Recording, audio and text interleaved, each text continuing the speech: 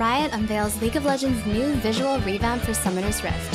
Crytek announces a new supernatural cooperative shooter. Defiance switches over to free-to-play, and the barbaric arena fighter Skara, The Blade Remains, is headed into early access. All of this and more on this week's episode of F2P Weekly.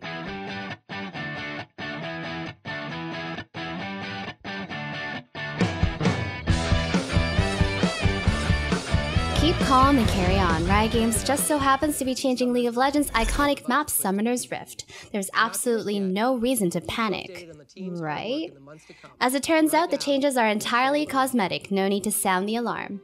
A new teaser video showcased by Riot shows how no gameplay objectives have been moved, but rather the entire map has been redone with greater special effects, more vibrant colors, better minion models, a much more badass Baron, and fancier animations to tie it all together. Of particular interest is how the map's neutral monsters now spawn in by moving into their camps instead of merely appearing out of thin air. With League nearing 5 years of age, Summoner's Rift represented one of the last items to receive a major graphical revamp. Riot has stressed that flashable walls, turret ranges, lane sizes, brush interaction, and ward placements are all exactly the same as they are on the current map. The new visuals are focused on promoting clarity, allowing players and spectators the ability to view the most important information while the environment takes a backseat to the moment-to-moment gameplay. The map update is supposedly set to be patched into League's PvE environments soon, where it will remain while Riot works to squash bugs and optimize the map for a live release. For those concerned about performance, Riot has said the new map does use more memory, but the team has promised the optimizations will ensure players will not need to upgrade their PC. What do you think of the changes? You can now celebrate the summer and release some steam by letting off some of your very own high-grade explosive in Trion's new free-to-play MMO TPS Defiance. The side-themed shooter is now available to all PC players, while Xbox 360 and PS3 players get it for free on July 15th, and is meant to coincide with Defiance Season 2 television premiere on the Sci-Fi channel slated for June 19th. For those of you that forgot, Defiance has a TV show loosely based around the events within the MMO, and two are said to influence each other.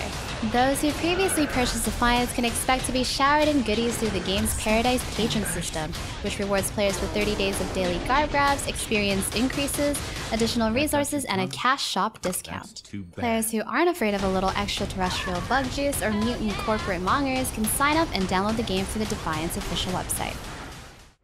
Deadbreed, the creepy 3vs3 MOBA in development by a small unnamed Swedish indie studio, has just announced it will arrive on Steam Early Access on June 18th. The Early Access beta version of Deadbreed is said to already be a great representation of the game, with players able to try out several of Deadbreed's 3 dark breeds of customizable heroes, which can completely change their fighting style and abilities based on their current equipment. Deadbreed will debut on Early Access with just one of its maps, The Graveyard, which features several dungeons filled with plenty of loot and monsters, including a troll cave, which allows one team to summon a troll ally to fight on their side.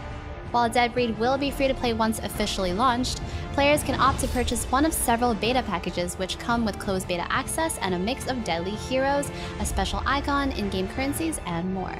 Outside of Steam Early Access, the devs are still encouraging players to sign up on the official site for a chance at an unannounced open beta, which begs the question, why sign up ahead of time for an open beta anyways? Crytek has announced Hunt: Horrors of the Gilded Age, a new cooperative third-person shooter set during the late 1800s, which sees a team of 4 fighting off an encroaching infestation of supernatural horrors which crawl forth from the hot marshes of the old American South. Hunt comes from Crytek USA, which is comprised of former Visual Games developers who were previously responsible for the single-player RPG Darksiders. In Hunt, the gameplay is a marked departure from Darksiders, with a very strong sense of killing floor familiarity permeating through the way the game presents itself. Much like Left 4 Dead or Killing Floor, Hunt has 4 players assume the role of individually distinct and customizable hunters, making their way across the map stuffed with terrifying evils of American folklore, complete with special boss encounters, which require full team cooperation. In order to keep players on their toes, Hunt employs random map generation, which rearranges the environment and enemies to provide a greater sense of peril.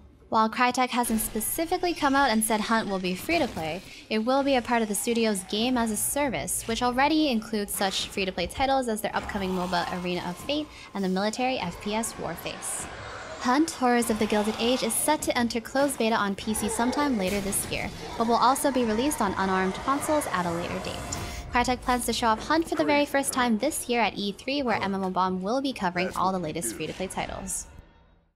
Looks like this summer is going to be a bloody one, as OG Planet has outlined its closed beta plans for their upcoming hardcore action shooter, Dizzel. Set to start on June 20th, the closed beta for Dizzel will feature several eccentric game modes outside of the standard TDM, including Killer Sentinels, where players take turns fighting each other as robotic war machines, and Predator mode, which has one player taking on the entire enemy team, all while someone shouts, "Get to the chopper!" Gunplay in Dizzel closely resembles the Gears of War series, with cover-based movement and the ability to pull off gratuitous fatalities on wounded enemies. Interested players can of course sign up for the action on Dizzel's official website now. Skara, The Blade Remains has everything you'd want in a 16-player arena fighter. There's deep skill-based combat, 5 faction-specific customizable fighters, a variety of game modes, and in-your-face fatalities. The cross-combination of features from multiple genres is making it a bit tough for Skara's developers at 8-Bit Studio to label the game, so they've done the next best thing, make up a new genre altogether. The studio is calling Skara a multiplayer online versus title better known to no one as an MOB. Skara, The Blade Remains has been in development for several years, but suffered a setback after the studio tried unsuccessfully to fund the game through Kickstarter in June of 2013. Since then, 8-Bit Studios switched over to developing Skara in the Unreal 4 engine, and now after 10 months of internal development, they stand ready to release Skara onto early access sometime in July. 8-Bit Studios is also trying their hand once more at Kickstarter, this time looking for $35,000 to add a few extra layers of polish, tighten up their AI, which according to them is still in extreme stupidity mode, and add larger interactive areas needed for early access release. The additional funds aren't needed for the game's final launch on early access, but should provide a much smoother experience for those who are trying Skara in its early stages. Unfortunately, there will be no Game of the Week this week since our video team is at E3, so that is going to be all on this week's episode of Free-to-Play Weekly. Don't forget to like, subscribe, and leave a comment in the comment section below. And be sure to head over to MMOBomb.com for more free-to-play action. Until next time, Natsumii out.